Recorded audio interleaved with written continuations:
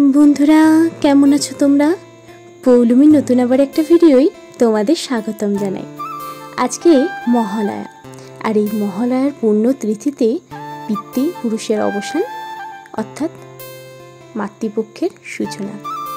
আর এই রকম শুভ দিনে আজকে আমাদের সকাল সকাল চলে এসেছে উত্তম কাকা।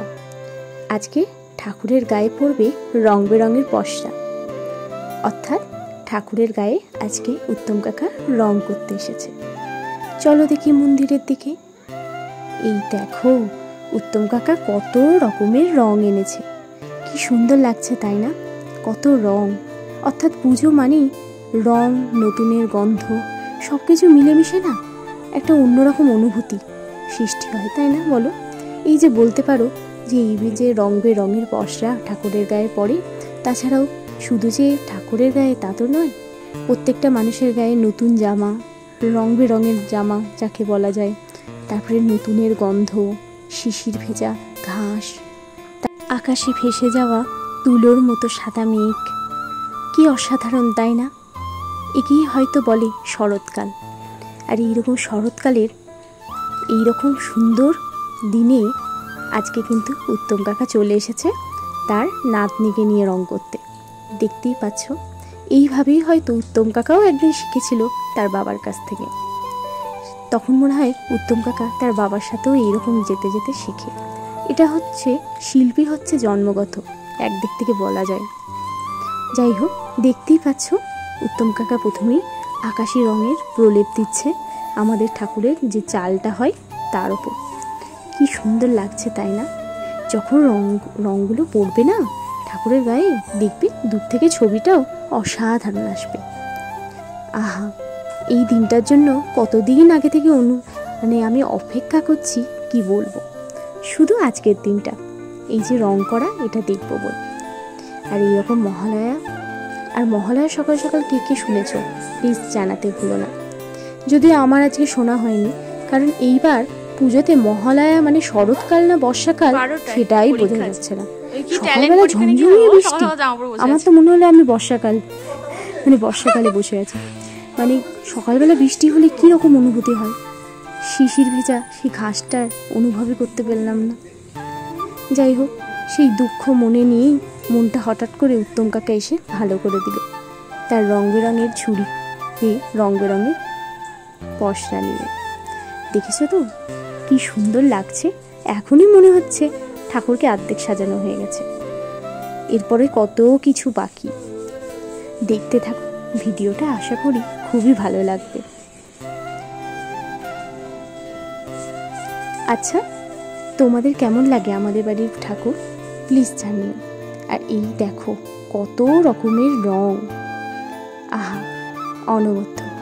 আচ্ছা, কি কি মহালয়া শুনলে প্লিজ জানিও। তবে মহালয়া যাই হোক না কেন, বীরেন্দ্রকৃষ্ণ ভট্টের গলায় যে মহালয়া, সেটা শুনতে মানে মন জুড়িয়ে যায়। তার উপর দিয়ে কোনো মহালয়ার কোনো কিছুই হতে পারে না। আর তাছাড়াও ডিডি বাংলার সেই চেনা মুখ, মানে এই দুটি সারা জীবন হৃদয়ে গেঁথে থাকবে, সে যতই যাই হোক না কেন, তাই না? ঠিক না?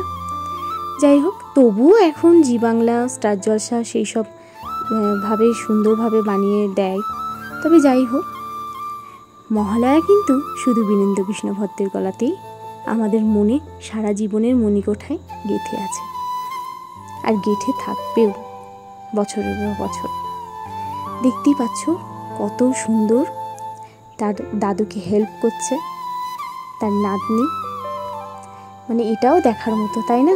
এইটুকু বয়স থেকে তারা হাতে খড়ি হচ্ছে। সত্যি এইভাবেই হয়তো শিল্পীর সৃষ্টি হয়। যাই হোক, দেখতে থাকো ভিডিওটা। আর হ্যাঁ, এই ভিডিওটা করতে করতে মাঝখানে আমি চলে গিয়েছিলাম বাজারে। ভিডিওটা আমার দিদির মেয়ে ভিডিওটা করেছে, আমি তারপরে এডিট করেছি। তবে দেখছি ভিডিওটা ভালোই তুলেছে। যাক, ও অনেকটা আমার হাতের থেকে হাতে গড়িয়ে হয়ে গেছে ওর ভিডিও করাতে। এই দেখো, এবার ঠাকুরের পড়বে গায়ে, মানে মা দুর্গার গায়ের রংটা করা হবে। আচ্ছা, তোমাদের ওখানে সব শিউলি ফুল ফুটেছে? আমাদের এখানে জানো তো এখনো একটাও শিউলি ফুল ফুটিনি। এত মন খারাপ করছে না? শিউলি ফুলের গন্ধই পাচ্ছি না। দুর্গাপুজোর সময় শিউলি ফুলের গন্ধ না হলে কি ভালো লাগে বলো তো? ভালোই লাগে না। আর এই দেখো, এটা হচ্ছে আমার ভাইপো। তাকে তো প্রতি ভিডিওতেই একবার না একবার দেখতে পাও। সে কখনো বা ঠাকুরের গায়ে রং করছে, কখনো বা নিজেই মাটি দিয়ে গড়ছে। তার এইসব বিষয়ে অনেক অভিজ্ঞতাও আছে, আবার অনেক আগ্রহও আছে।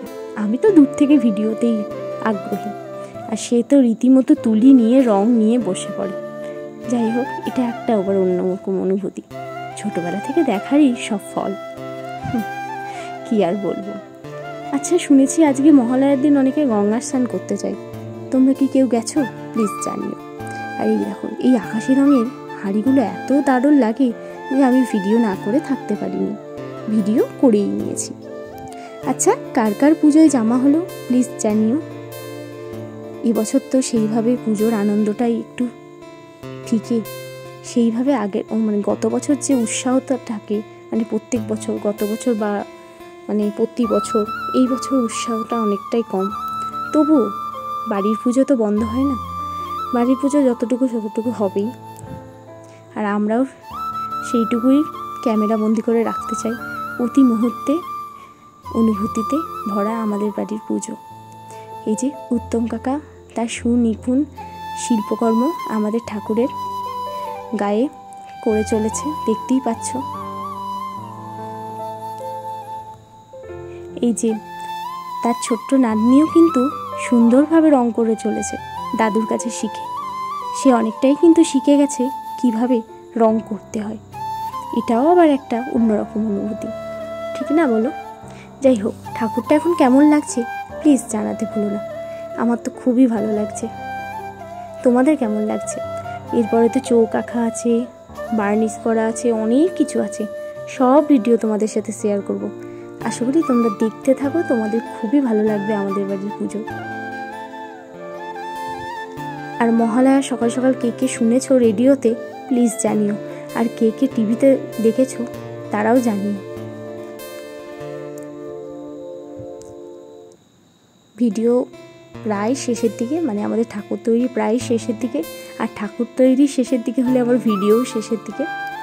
আশা করি তোমাদের ভিডিওটা খুবই ভালো লাগছে। প্লিজ ফেসবুক থেকে দেখলে প্লিজ ফলো করে দিও, লাইক করে দিও, শেয়ার করো, কমেন্ট করো। আর যারা ইউটিউব থেকে দেখছো তারাও প্লিজ কমেন্ট করতে ভুলো না, শেয়ার করতে ভুলো না, সাবস্ক্রাইব করতে ভুলো না। প্লিজ প্লিজ প্লিজ করে দিও। আর ভিডিওটা আজকে এখানেই শেষ করছি। আর দূরে বারান্দা থেকে দেখো ঠাকুর আর উত্তম কাকার ভ্যান মিলিয়ে কতটা সুন্দর লাগছে। আজ তবে এইটুকুই থাক, আবার অন্য দিনের অপেক্ষায় রইলাম আর তোমাদের সাথে।